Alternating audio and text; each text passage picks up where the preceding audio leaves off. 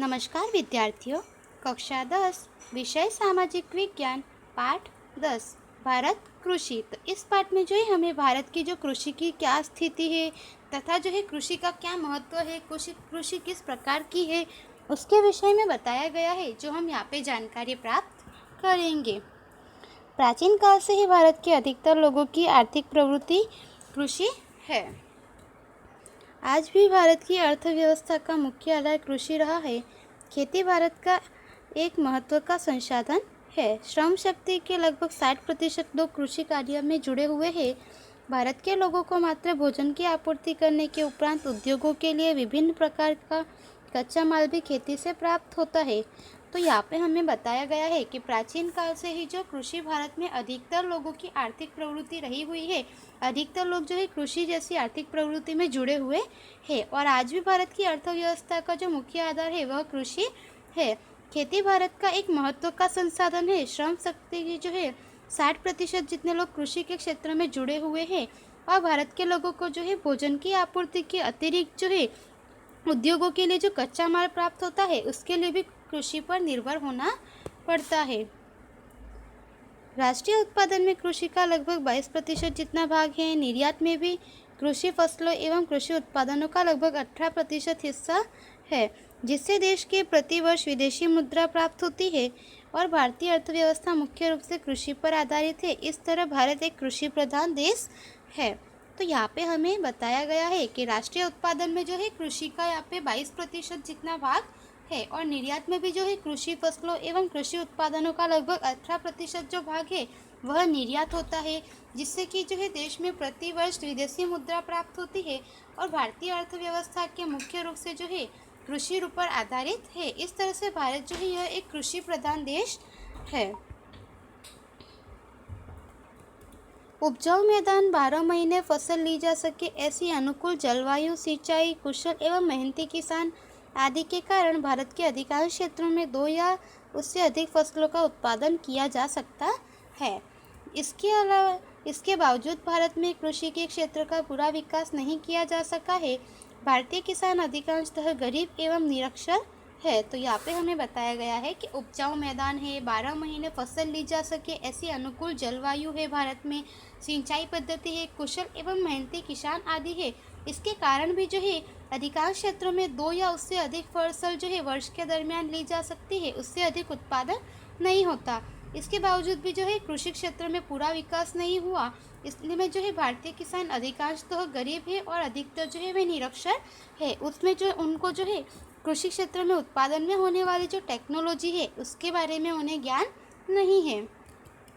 सिंचाई की कम सुविधा, अनियमित एवं अनिश्चित वर्षा, अधिक जनसंख्या, बड़े परिवार, छोटे आकार के खेत, प्रयोगशीलता की प्रति उदासीन रूप, रासायनिक खादों, उन्नत बीज, आधुनिक यंत्र एवं वैज्ञानिक कृषि प्रकृति का कम उपयोग, शिक्षित वर्ग का कृषि में न जुड़ना तथा समाज में कृषि का नीचा माना जाने वाला स्थान आदि के कारण वैश्विक उत्पादन के समक्ष भारत में उत्पादन तुलनात्मक रूप से कम है। हकीकत में कृषि एक महत्वपूर्ण व्यवसाय है।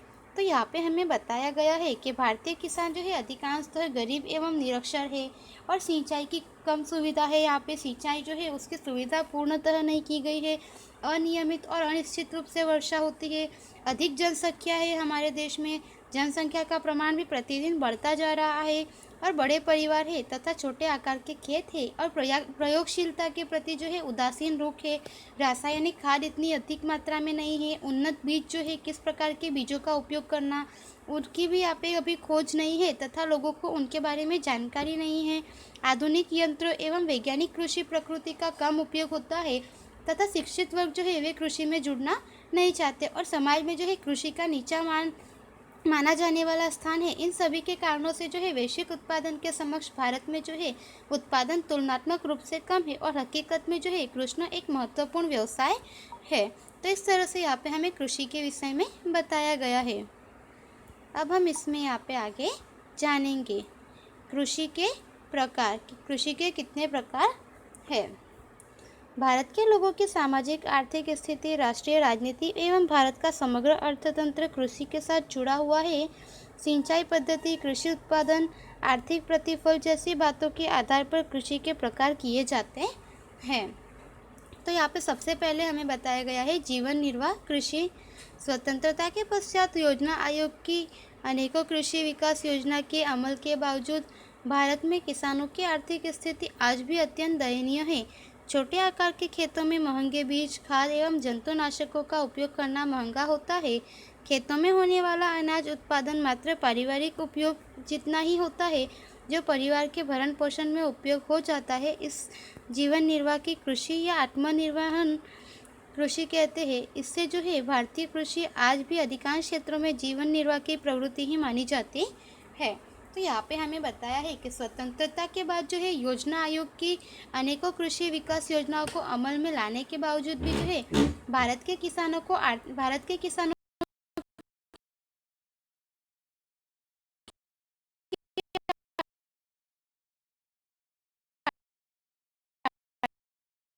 आर्थिक होने अनाज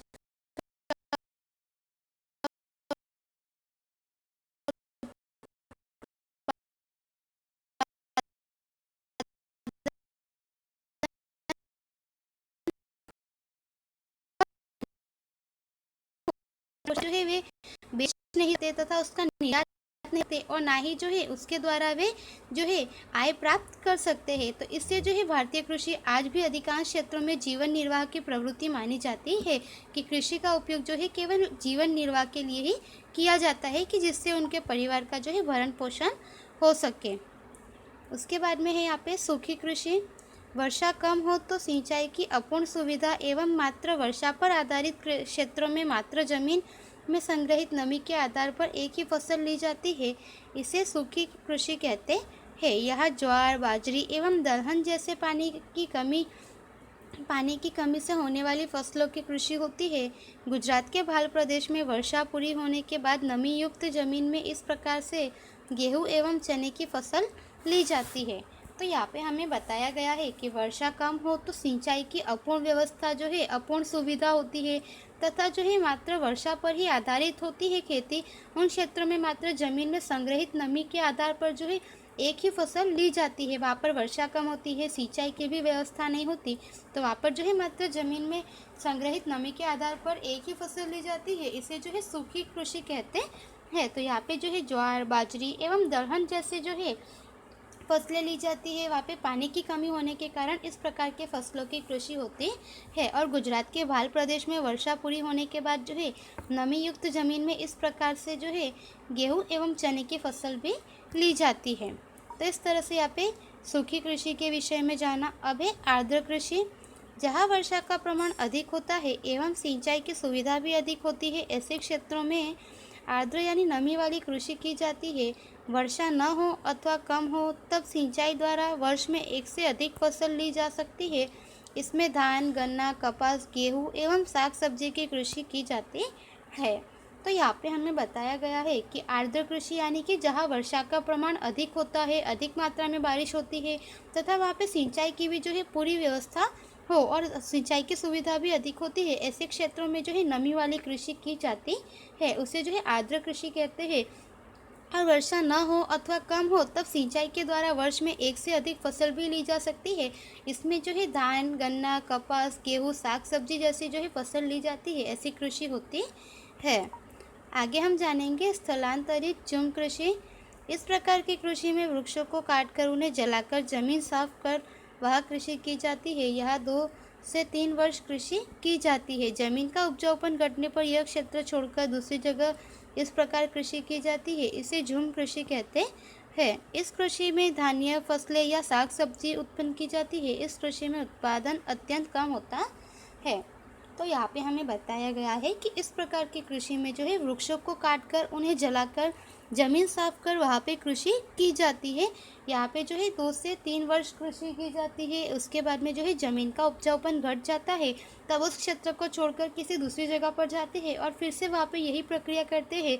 जो वृक्ष होते हैं उन्हें काट देते हैं, जलाकर ज़मीन साफ करते हैं और वहाँ पे कृषि करते हैं।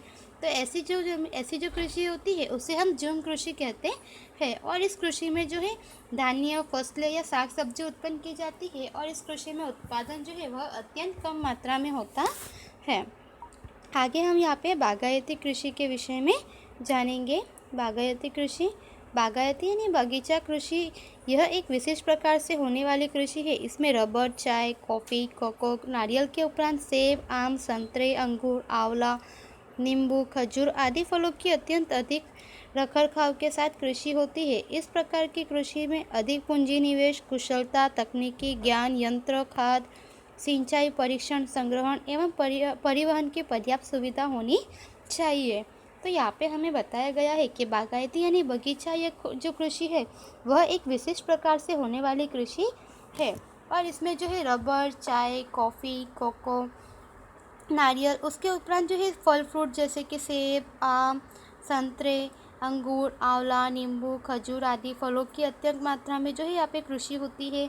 और इसके साथ ही जो है इस प्रकार की खेती में जो है यहाँ पे अधिक पूंजी की आवश्यकता होती है, पूंजी निवेश अधिक करना पड़ता है, कुशलता अधिक होनी चाहिए, तकनीकी ज्ञान होना चाहिए, टेक्नोलॉजी होनी चाहिए, यंत्र होने चाहिए, उसके बाद जो है खाद होनी चाहिए, सिंचाई की पूर्णतः व्यवस्था होनी चाहिए, परिरक्षण होना चाहिए, संग्रहण के लिए जो है गोदाम वगैरह की यहाँ पे आवश्यकता होनी चाहिए और परिवहन की जो है यह भी पर्याप्त सुविधा होनी चाहिए। तो इस प्रकार से यहाँ पे जो है हमने इतना जाना।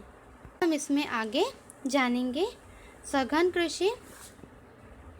तो सघन कृषि जो है जहाँ सिंचाई की सुविधा बढ़ी है वहाँ रासायनिक खाद, जंतुनाशक एवं विविध प्रक्रिया में यंत्रों के व्यापक उपयोग से कृषि में यंत्रीकरण आ गया है। इस प्रकार होने वाली कृषि को सघन कृषि कहते हैं। इस कृषि में नकदी फसलों का उत्पादन अधिक किया जाता है।